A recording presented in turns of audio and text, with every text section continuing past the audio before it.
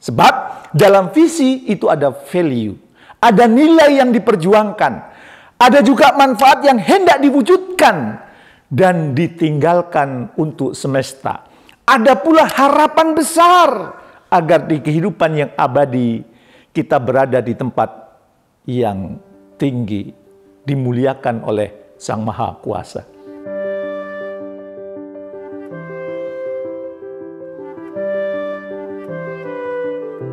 Assalamualaikum warahmatullahi wabarakatuh. Bertemu kembali dengan saya, Jamil Azzaini, di acara Leadership Inspiration. Semoga Anda semakin sukses, makin mulia.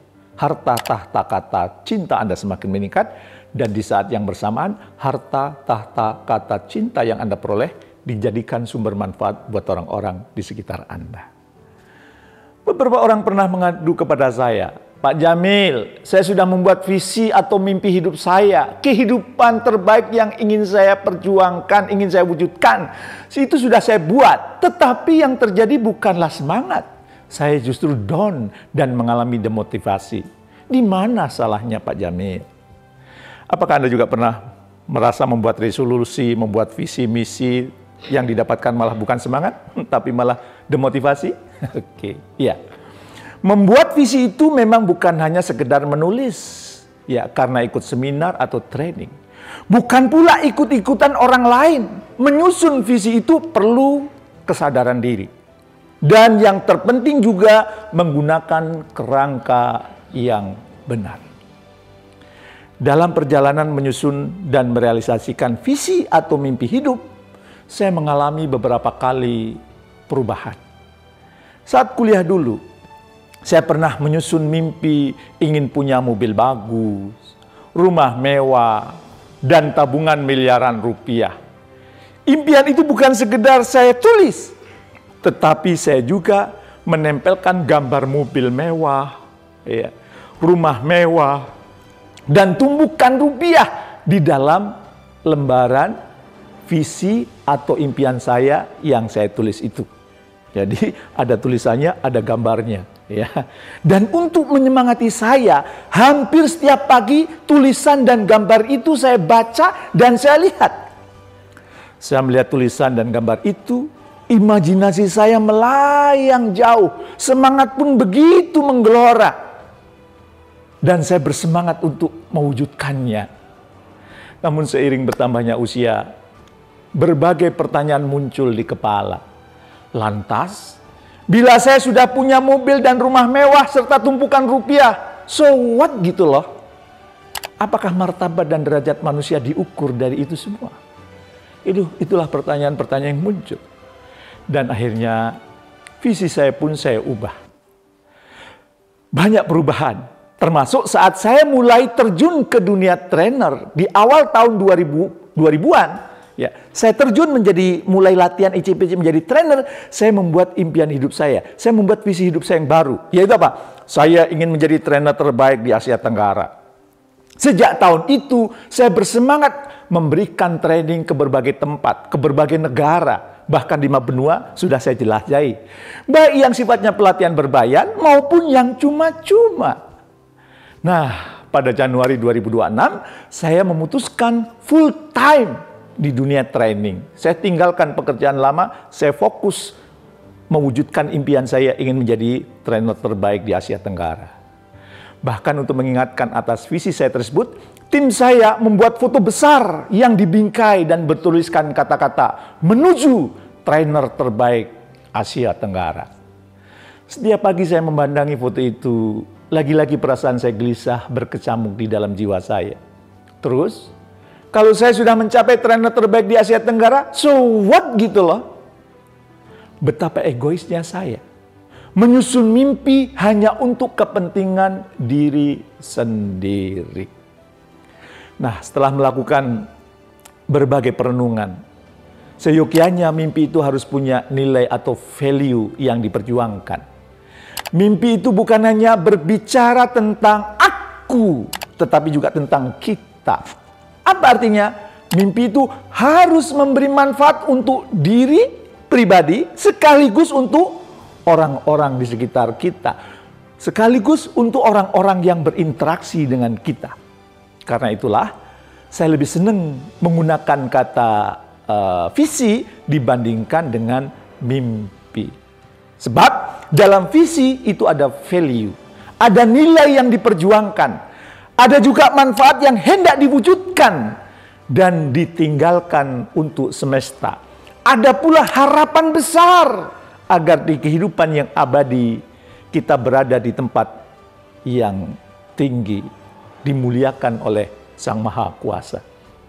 Maka kini visi hidup saya adalah di kehidupan yang abadi nanti saya ingin memeluk Sang Nabi, kekasihnya Allah. Dan melihat Sang Maha Kekasih, itu impian saya. Saya ingin melihat wajah Allah. Ya.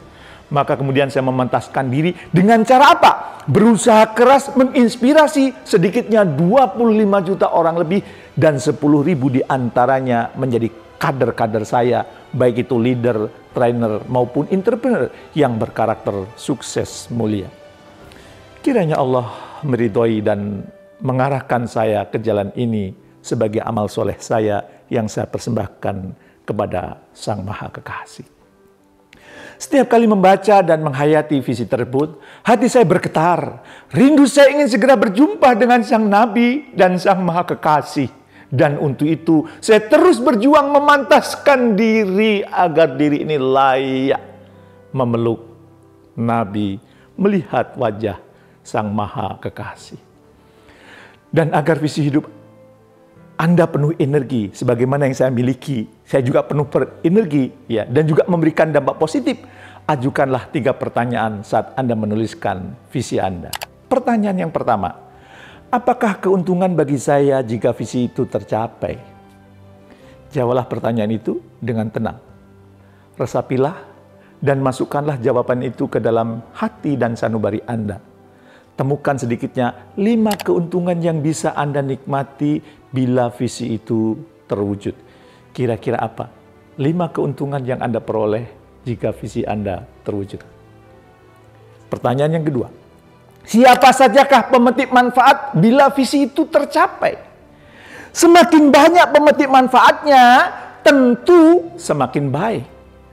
Pemetik manfaat itu bisa orang tua, anak, istri, perusahaan, sahabat, agama, dan orang-orang di sekitar Anda. Sudah bukan zamannya menyusun visi, tapi manfaatnya hanya untuk diri sendiri. Itu namanya egosentris. Setelah itu, sebutkan pula apa saja manfaat yang diperoleh para pemetik manfaat itu. Menyebut manfaat yang spesifik akan menjadikan Anda memiliki energi besar untuk mewujudkan visi Anda. Ketahuilah, hanya para penebar manfaat yang derajat hidupnya terus meningkat dari tahun ke tahun. Penebar manfaat akan dikejar-kejar rezeki, akan dikejar-kejar banyak peluang. Itu pertanyaan yang kedua tadi ya. Pertanyaan yang ketiga, apakah ketercapaian visi hidup ini akan membuat saya dicintai Sang Maha Kekasih? Sebab kerugian besar bila kita melakukan sesuatu hanya mendapat balasan di dunia, tanpa bisa membuat kita dicintai Sang Maha Kekasih. Dan cukuplah dikatakan sebagai orang yang paling bodoh bila apa yang Anda lakukan tidak diganjar oleh Sang Maha Kuasa dan juga tidak mendapat balasan kebaikan apapun di dunia ini. Agar tidak terjerumus dalam kesalahan, niatkan dan nyatakan bahwa visi Anda sekaligus menjadi ibadah spesial Anda dan selalu berharap rahmat dan keridhaan Sang Maha Kekasih. Coba renungkan kembali visi yang sudah Anda tulis. Pastikan ia memberi keuntungan bagi Anda. Manfaatnya bisa dirasakan banyak orang dan menyelamatkan kehidupan abadi Anda, menyelamatkan kehidupan akhirat Anda. Dan agar visi menjadi matang dan menyemangati hidup, ya, tulislah visi tersebut. Kemudian deklarasikanlah kepada orang-orang di sekitar Anda. terutama orang-orang yang Anda cintai. Kepada orang tua Anda, pasangan hidup Anda, sahabat Anda, guru kehidupan Anda, mintalah pendapat dan evaluasi dari mereka. Ya, jadi kalau kemudian ada hal-hal yang kurang tepat, minta kita dievaluasi. Ya, apa yang sudah kita deklarasikan kepada mereka.